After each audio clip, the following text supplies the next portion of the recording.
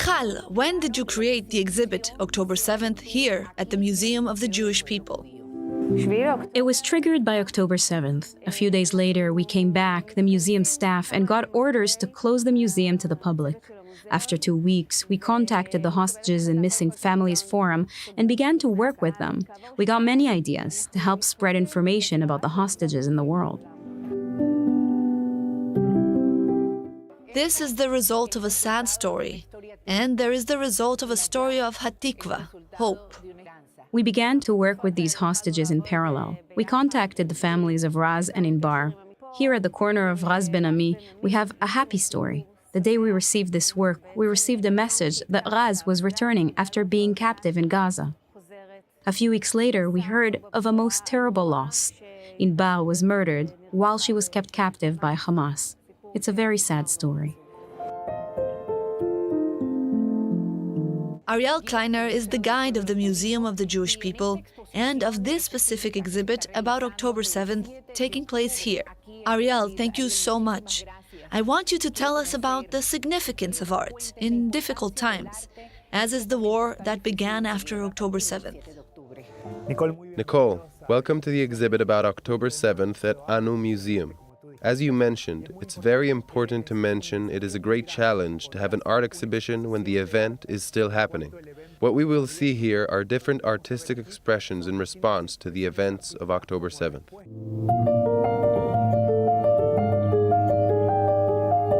Nicole, we are before a piece by Zea Yin. Zea Yin is a resident and artist of Kibbutz Be'eri, a kibbutz that was attacked on October 7th, and it's interesting to mention that this work exhibited here is from 2018. That is before the events of October 7th, 2023.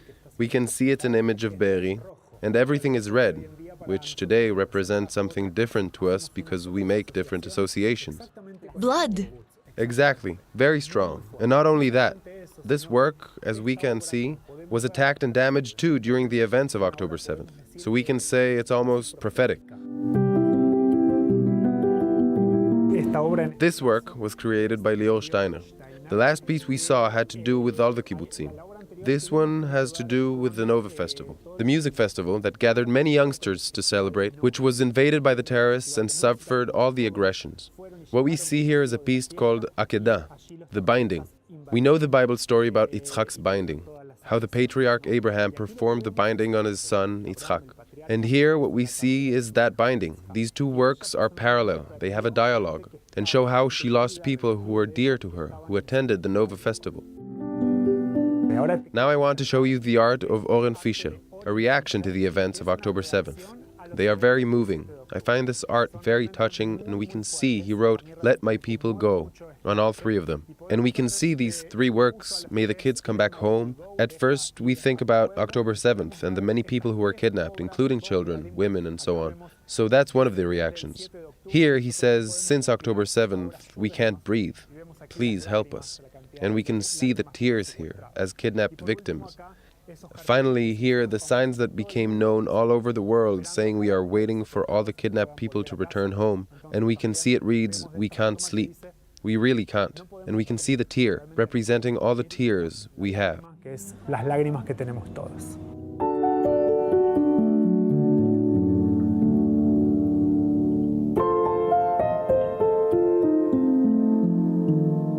It's amazing, Ariel. Art can be prophetic, right? Certainly. We saw two things. That art can be prophetic, as you've seen, and also that art can be a response, and a creative one. Not just that. Many times, what art comes to do is therapy. Surely, for each of the artists who were able to express the feelings they had following the events of October 7th, this helped them in their healing process, if we can talk about healing in these difficult times. But at least to share and not let the pain remain inside, and it's very important for us to express. Of course, and seeing the images as exhibited here, feeling and never forgetting where we come from and where we're heading to, it's important for the world to know that despite the pain, we have resilience. Resilience through art helps us build ourselves and re-emerge like the phoenix.